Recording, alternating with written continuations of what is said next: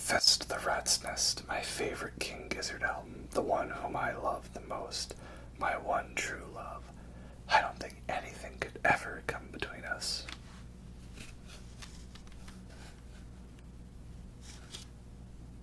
Now, it's not what it looks like, okay? This is just a very good old friend of mine. Yeah, we were roommates in the past. I don't even remember their name. It's something overly complicated, like PetroDragonic Apocalypse, or Dawn of Eternal Night, and Annihilation of Planet Earth, and the Beginning of Merciless Damnation. But I swear it's just platonic.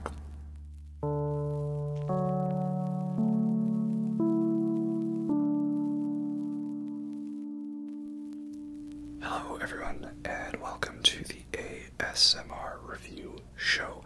For this video, we are talking about the most recent King Gizzard album, which might not even be the new one by the time this video comes out. And it is, of course, PetroDragonic Apocalypse, or Dawn of Eternal Night, an Annihilation of Planet Earth, and the Beginning of Merciless Damnation. They all heard our jokes about how crazy the title for Ice Death, Planets, Lungs, Mushrooms, and Lava was, and thought, yeah, we can top that. And they did. But me being the over-obsessed fan that I am, still found a way to memorize that line. So, yeah. And for this video, I have the Guardian IPA from, what is this, Strange Fellows Brewing, because it's got a lovely dragon on the cover. And dragons, well, you know, that's the theme of this album, is dragons, right? But it says on the can, best enjoyed in a glass, so we're gonna do that right now.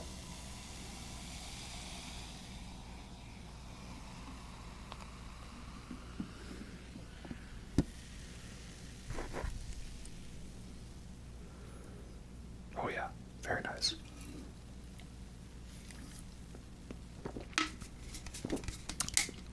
It's a hazy and fruity, aromatic, 6.5% strong beer, IPA, nice and cloudy, all right.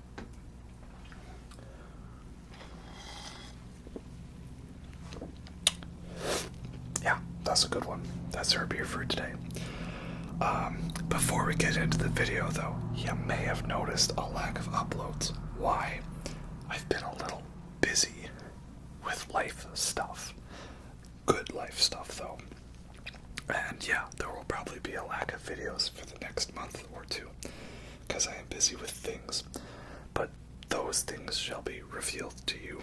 Yeah, something you may have noticed if you've been paying attention to my videos as of late. But it's all for the better. Don't worry about me. I'm fine. Just difficult time to find time to record videos. This is just a hobby of mine, not like a full-time career. I'd like to make it that, but, you know, that's, I need to have a lot more viewers to be able to do that. Yeah, so, while I can make one video, of course, we gotta make a video about the new King Gizzard album, PetroDragonic Apocalypse, short form.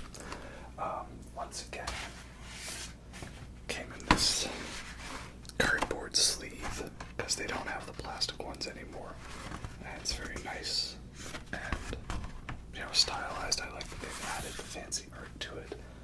It's not as plain Jane as they used to be, like with Butterfly 3000.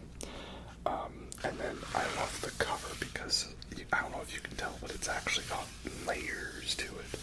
Like, embossed is the word, not engraved. Embossed, I think it is, yeah. It's a very lovely texture. Yeah, and so I saw this album artwork and I thought, this is like the coolest thing I've ever seen. And it's even got the ISS up there. I thought that was like, you know, very lengthy barrels of some, you know, artillery, AA guns of sorts. But no, that's the ISS, and there's this guy. Maybe this is finally the Lizard Wizard. Or maybe maybe he's the King Gizzard. I don't know. How does it fit into the lore? Yeah. And then I got a lovely photo of the band showing that they still do not take themselves too seriously, because they're all in snowy outfits. Except for Stu, he's going shirtless, you know. Maybe it's to contrast the fire nature of this album by having their picture in snow. And we gotta shout out this font here. This is a very cool font. If I could get a shirt that maybe just had that on it, I would get that. That would be cool. And then this font here, of course, looks like very old English style font. That's pretty good. I like that. Yeah. So this album is another metal album from King Gizzard, and I really, really love it a lot. I know this one is not going to be everybody's cup of tea because of how insanely technical it is, and if you're not into metal Gizz, then this isn't the album for you. But as I pointed out already, up until this point, Rats Nest was my favorite album by them because I like my metal music, and it was so cool to hear a modern metal album with like 80s throwback style. But also, like, you know, I can recommend it to people because it doesn't have, like, you know, growly, harsh vocals. It's just like a angry voice, Stu's metal voice. Yeah. So then they made this one. Now, is it better than Rat's Nest? I might like it more, in which case that would make this my favorite Gizz album. But it's too early to tell, you know, because I don't want to have just a recency bias. That is a thing. And it's difficult to compare because they're two very different albums, really. Even though they're both thrashy metal albums, because Rat's Nest was very, like, short and punchy. It's, like, barely over 30 minutes long. And a lot of the songs are very short. The only really long one on there is Superbug, and that's because it's the slow doom metal song. Most of them are, like, barely 4 minutes. And they're very fast and short and punchy, right? Some simple thrash songs, some Motorhead riffage, you know, stuff like that. And it's a very neat little package, that album, with a fun concept to it. This one is a sprawling epic of a concept album, you know. Most of the songs are quite long. I think Gila Monster is the only short one. Everything else is at least 5-6 minutes with like multiple tempo changes and riffages and parts to it. Like the last 2 songs alone are both nearly 10 minutes. Yeah, and you know, there's a lot of Tool sounding riffs on the album. As many have pointed out, there's parts that sound like Tool. And yeah, people are right to think that, you know, there's that sort of riffage that they used.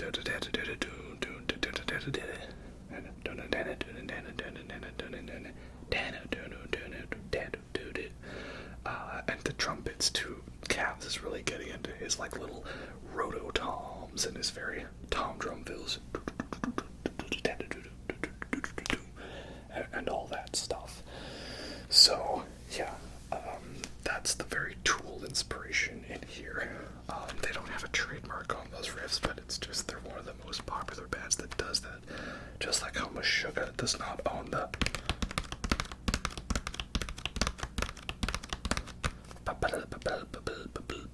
right? They don't own that, but you hear that, people think Meshuggah. Bleed. Yeah, so it's difficult to compare. You know, it's like comparing a thrash metal album to a prog metal album. They're both good, but like, you know, it's tough. So I don't just want to proclaim this is my favorite right away, but down the line it probably will be, knowing me. Yeah, so it's a concept album again, and it starts off with like, you know, the world's in shambles from like gasoline, pollution, oil, mood, spirit, and then there's a group of like witches or wizards, perhaps, and the wizards are trying to save the world by defeating this storm where all the big storms have converged into a big supercell.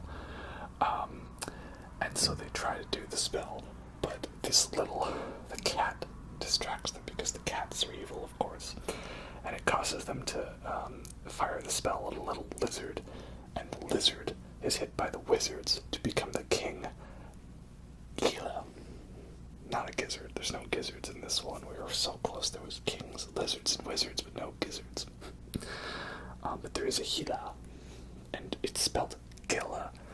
But when they say it in the song, and when you hear, it's a person on the thing, Dawn of Eternal Night. My mind is blank. Narrator, person.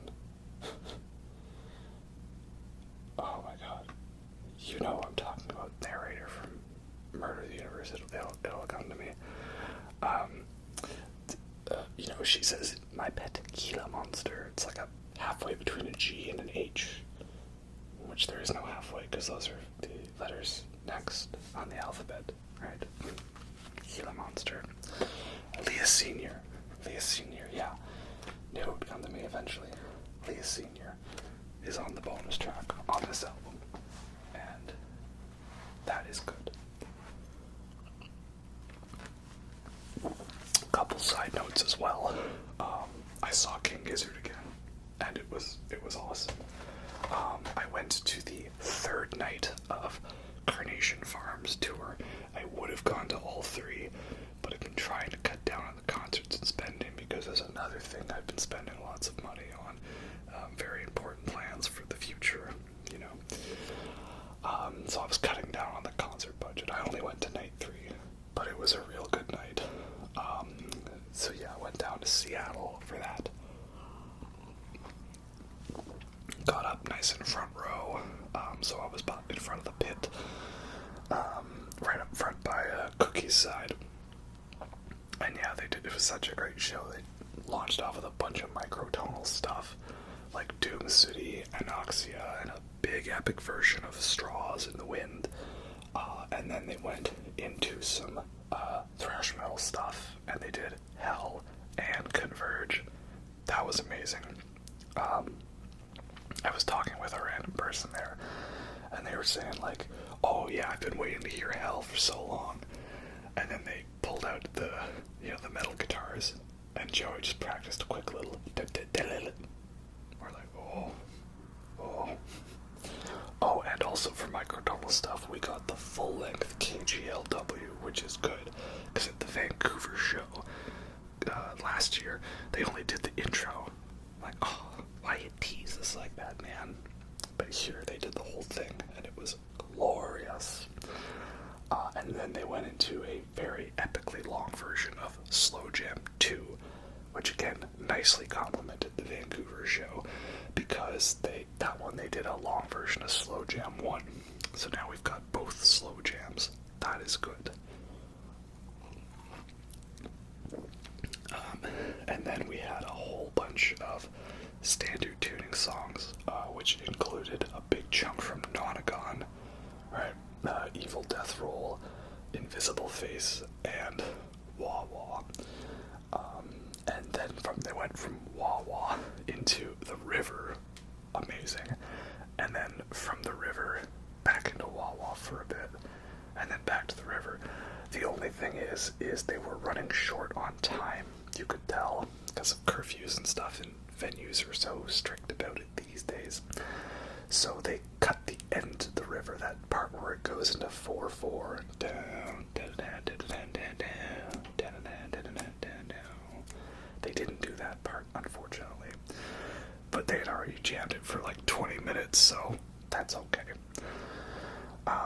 Instead, they went into Float Along, Fill Your Lungs. And that's such a great set closer. I remember I didn't actually think too much of that song originally. I thought it was good. And then, seeing they ended 3 nights of Red Rocks with that song, I thought, that's an odd choice. And then I heard the Red Rocks version, and I was like, oh, okay, that's how they do it live. Yeah, I kind of get that now. seeing them do it live, glorious end to a glorious show. So I had a lot of fun with it. And the other fun part is there were no repeats from this show and the 2 other times I had seen them. So that was glorious. I got a completely new set list for me. I'm sure if you've seen them like 17 times before, you probably had a repeat here or there, or stuff that you wish you heard. But for me, it was a real great set. I had a lot of fun with it. And the next day, I went to the Museum of Pop Culture. And that was great too, because they've got exhibits on like Nirvana and Jimi Hendrix, because it's Seattle, so of course. And then they've got like a Hall of Fame, and they just inducted like J.R.R. Tolkien and Sigourney Weaver and James Cameron, so they've got like a bunch of props they've collected from movies over the years. So they've got like the jacket that Sigourney Weaver wears in Alien, and the prosthetic hand and lightsaber that got chopped off in Empire Strikes Back, and one of the Nazgul Ringwraith swords from Lord of the Rings. Interviews with lots of famous artists and concept artists for all kinds of sci-fi and fantasy genres. There was a special exhibit on the Leica studio, the one that does all the stop-motion stuff, like Coraline and Kubo and the Two Strings. I really like Coraline, but I have not seen Kubo and the Two Strings yet. But this makes me really want to watch it. And then there was this giant wall of guitars, a big sculpture in the middle, and then 3 little bits on fantasy, science fiction, and horror, all the best stuff. So like, coolest thing for me was a full-size xenomorph, which it looks like it's from the original Alien because of the head. It's not from Aliens because it has the dome on it, not the sort of spinal thing going on. The axe from The Shining, a facehugger prop. Yeah, really great. A whole bunch of sci-fi props, again, more stuff from Alien, like miniatures and stuff from the original Dune, and the Discovery from 2001: A Space Odyssey. More swords from Lord of the Rings. Yeah, it's just a very fun place, very fun vibes. I really enjoyed it a lot.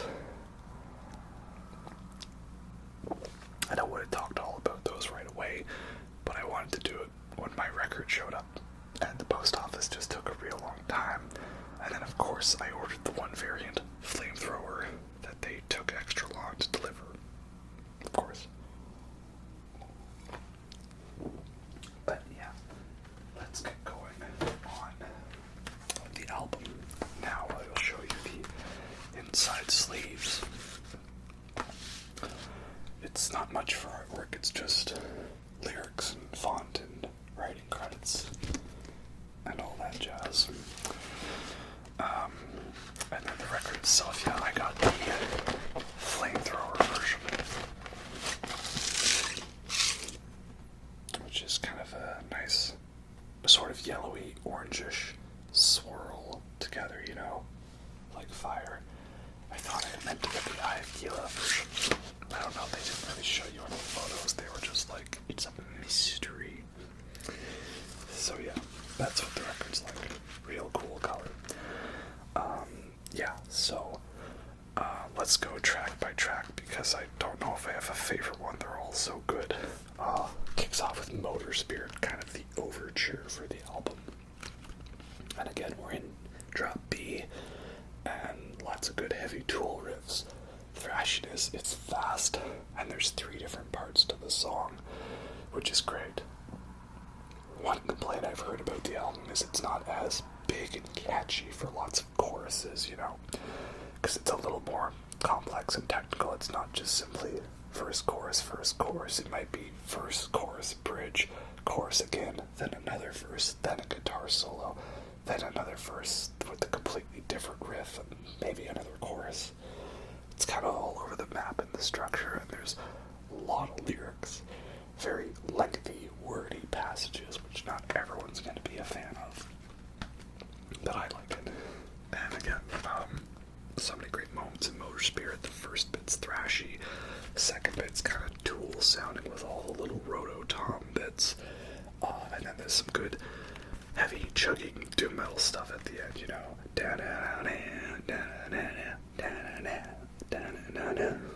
Motor Spirit. Oh yeah, there's a fourth part where it goes fast again.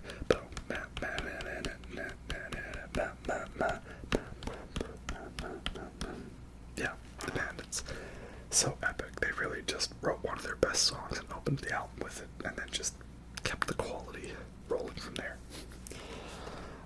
So that's a great one. I think it's just generally about like oil and gasoline. And then you have Supercell. Supercell and Converge, the next pair of songs, were actually ones they kind of hinted at and teased when I was at the previous Seattle show. Because they were joking about the Superbug, you know. Joe was like, yes, Dave, remember that time we wrote a song about the end of the world? That was pretty bad, wasn't it, And then he's like, you should write more happy songs. Stu was like, yeah, good idea. Now I'm actually writing some more stuff about the end of the world. He's like, it's about Tornado Alley. Joe was like, you're writing about Tornado Alley? That literally doesn't affect you whatsoever. He's like, yeah, it's about all storms converging. Big super firestorm. And it's about dragons. Just love the way he says it. Dragons. And I was like, oh, what could that be? Well, that's what it is. So yeah, Supercell and Converge are then both again about like big tornadoes and stuff, and I love Supercell so much. Just that main riff, bam bam bam bam bam bam bam bam bam bam, just gets you with so much energy. It gets you pumped, and it feels great. That riff kicking in right after Motor Spirit. And there's that kind of midsection to the song.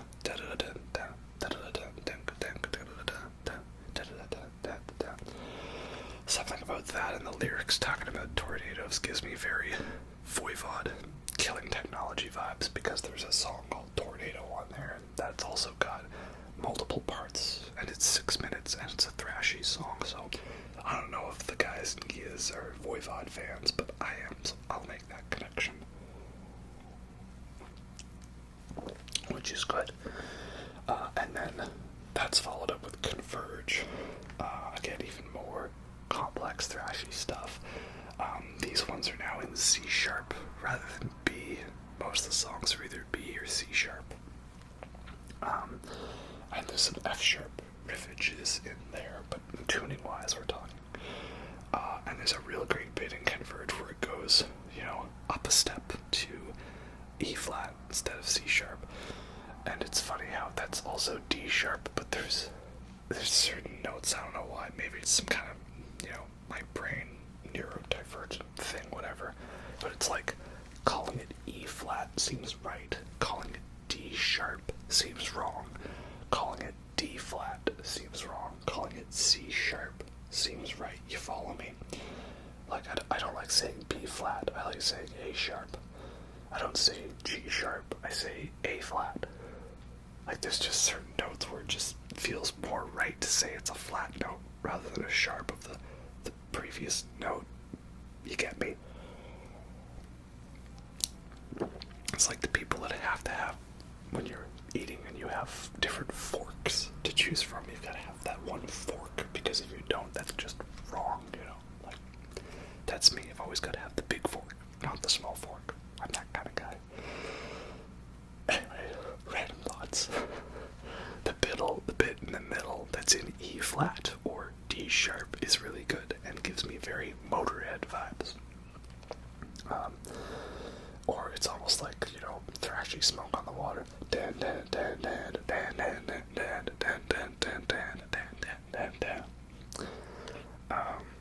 And some kind of Judas Priest sounding riffs. Or like Iron Maiden. All the influences all over the place. I love it. So those are both a pair of great thrashy songs, and that leads, like, through one of the best transitions in a Gizz song into Witchcraft, which is such a fun song, that F sharp descending riff. Witchcraft.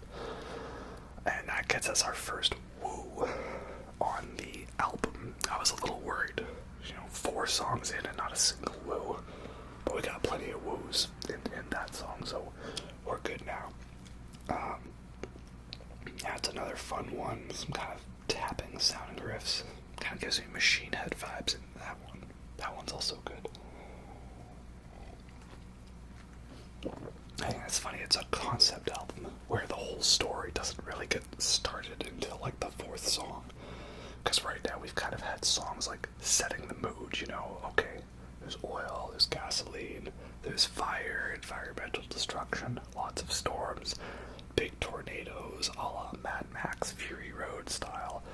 But the 4th one is where we actually get the story that a group of wizards have tried to come up with a spell to, I think, stop this storm. Or perhaps, proclaim themselves the new gods of the world by saving the world. And they have a cat and their pet Gila Monster, which is a little spink, a little lizard, I guess. Yeah, and the cat, what's the cat's name? It's in the liner notes, right? The cat distracts the wizards at the last moment, which causes the spell to backfire. Thus it hits the lizard, and that transforms it into a monster, because we've got this narration bit. House cat's name's Beowulf, apparently. That's nice. Beowulf, the cat, and their pet Gila Monster.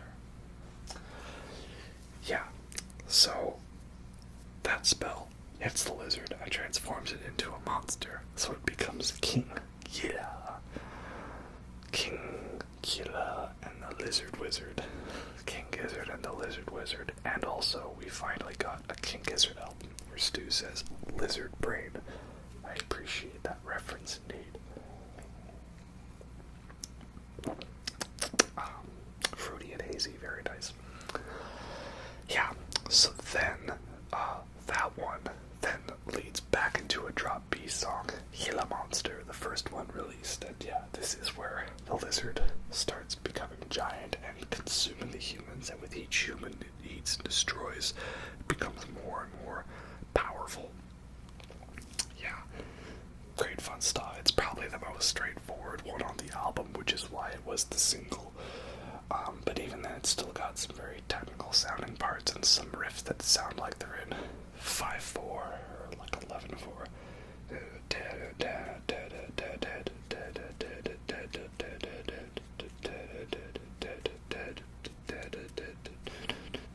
Something like that, yeah. Very great indeed. And then Gila Monster is basically just the warm-up for the big epic song, Dragon, which, oh my god, if Dragon is not one of, like, the best King Gizzard songs, in my mind, but it is. That is just everything I want in a Gizz song. And it starts off kind of tooly, and then it gets thrashy, and man, they've said the title already a couple times in the album, like during Gila Monster, but this here is like one of the best album drops that I've ever heard in terms of, naming the thing, right? Like, so that's why they call it that, right? It just builds up to PetroDragonic Apocalypse. PetroDragonic Apocalypse. Down. Oh yeah, it's awesome, alright. And that's all just really the beginning of the song, because we've got that very Tool sounding bit with that build with that very, drop D riff, drop tuning riff, and that's all really just a build up into Mount on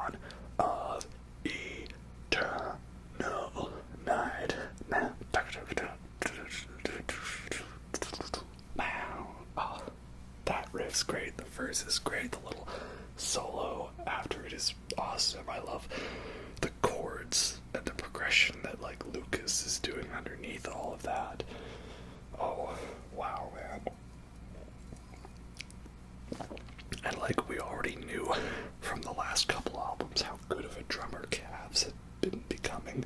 Like, he already got the double kick down for Rats Nest that he couldn't get for a while, and now he's just exploded in technicality.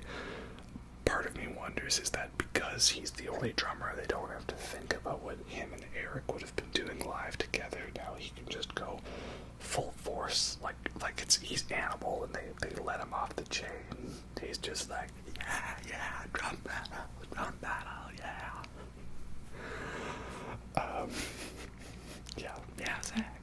Zach. It's Cavs is Animal. I love it. And, maybe also because this album is, I think, more of the bands involved. Like, if we look at the writing credits, like Dragon and Flamethrower, it's Mackenzie Walker, Kavanaugh, Craig, Kenny Smith. Mackenzie Walker, Kavanaugh, Craig, Kenny Smith. So no credit to Lucas. So Lucas, he says he only did lyrics and synth, so he didn't really do bass on this one. It was like Stu, Joey, and Cookie did bass. Yeah, because that was the thing with Rat's Nest. I'm pretty sure like most of Rat's Nest was just Stu, Joey, and Cavs. And then almost the rest of the band was either with other stuff. Like Lucas wasn't even in the writing, and so he had to then learn what Joey had written for him. And he did a great job. Like, those tasty little bass licks he's got in Mars for the Rich are awesome. But yeah, this one, like, because it's written by more than 3 members, it just feels like it's more of a group effort. And it really shines through, so I like that. And it leads to a really great outro bit, doing the intro of the album again. 9-minute song, and it feels like it just flies by. I love it. And that leads into Flamethrower, which is like, you thought this album couldn't get any thrashier. Well, here we go, Flamethrower.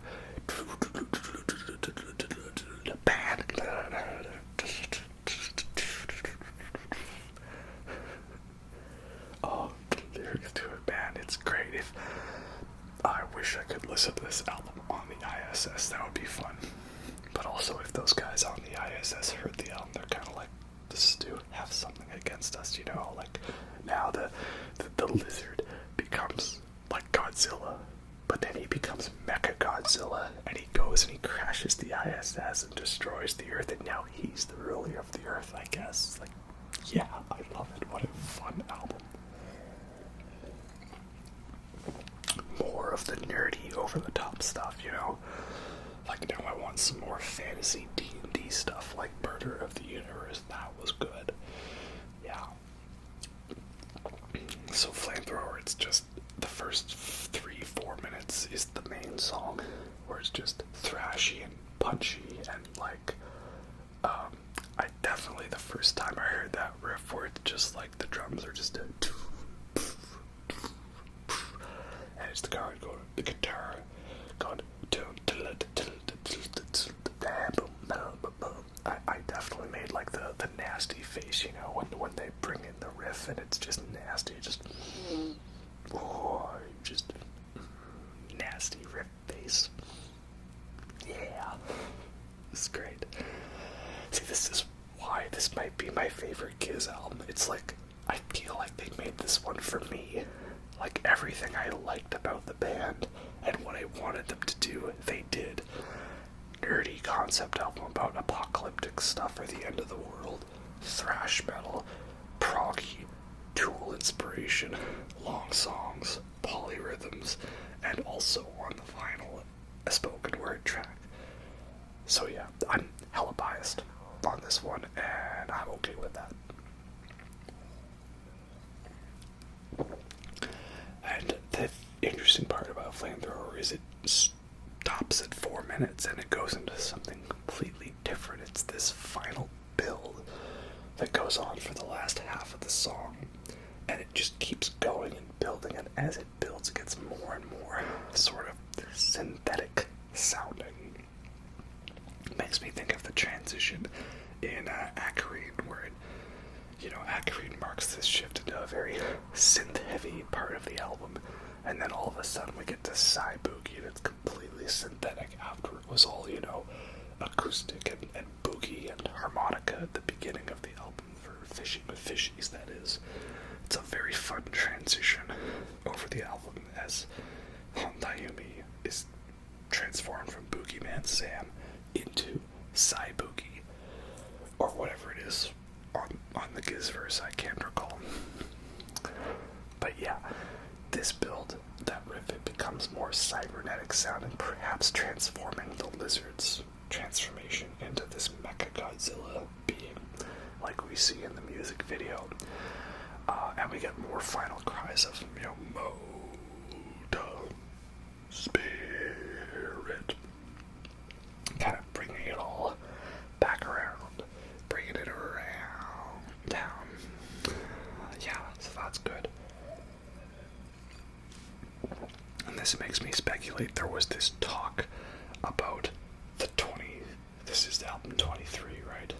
Like Cat Omnium was 20, now we had the 3s, this is 24 and 25. There was that talk on Twitter that like 24 and 25 were going to be a yin-yang thing, I believe.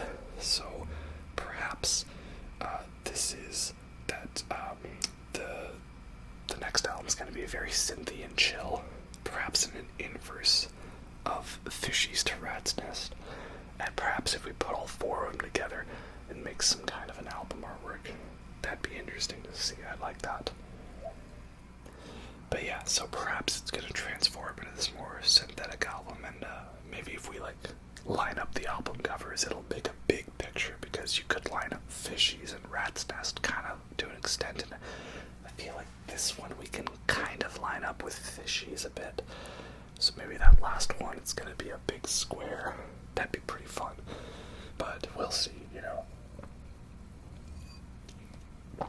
Us Gizz fans are definitely prone to doing a lot of over-the-top speculation. But then also we have a final exclusive track, which is the song Dawn of Eternal Night, but it's not really a song. I know some people got kind of upset when they heard that there was going to be a vinyl-only song, and don't worry, this isn't Taylor Swift levels of exclusivity to certain medias, right? You don't have to drive all the way to Target specifically to buy the album. No, I had a feeling it was going to be some narration thing, and that's what it is. So basically, it's a big story of the album describing the setting, the lizard being transformed into the Gila Monster and King Gila, and then it eating all the wizards and then becoming powerful, right? So at the end, and so above the earth ablaze, I roam the land a nomad. My wings unfurled in flight as I survey my scorched domain. The horrors I unleash haunt the world like a ghostly presence. I am ruin, I am pandemonium, I am sorrow. I, the personification of terror, born out of humanity's folly and feasting upon its greed and hubris.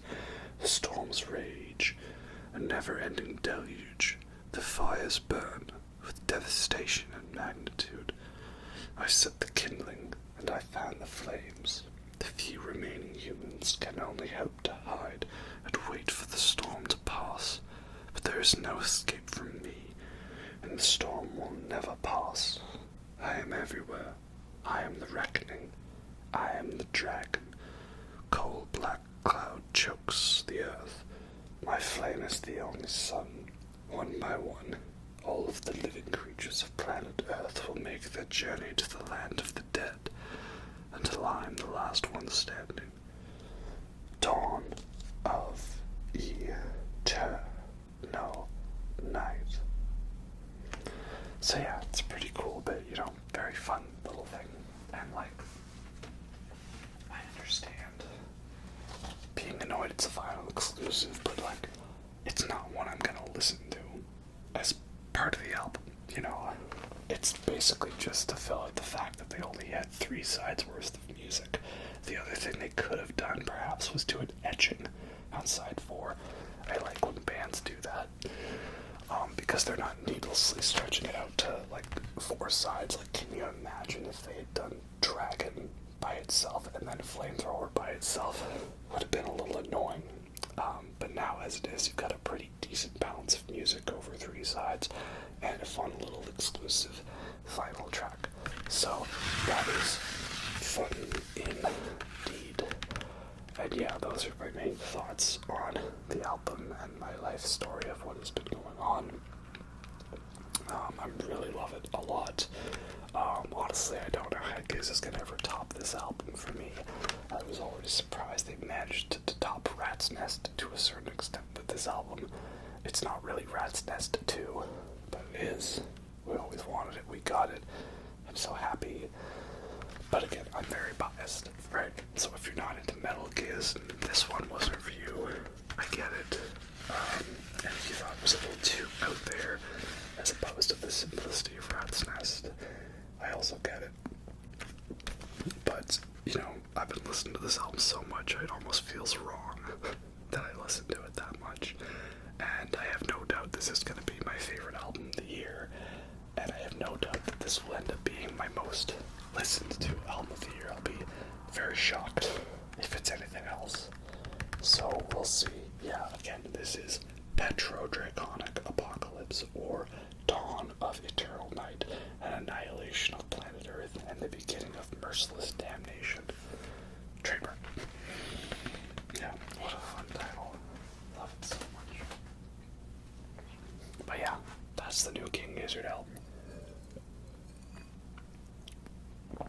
I had a lot to say about it because I'm a huge fan of it. It's real good.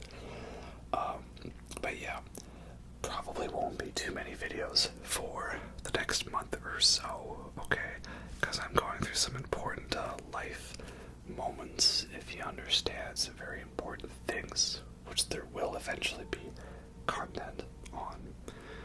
Yeah, so, as the great Reverend Maynard once said, be patient, I shall return.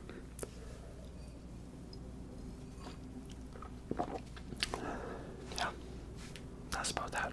So, hope y'all enjoyed that. I'll catch you next time. Have a good night. Bye.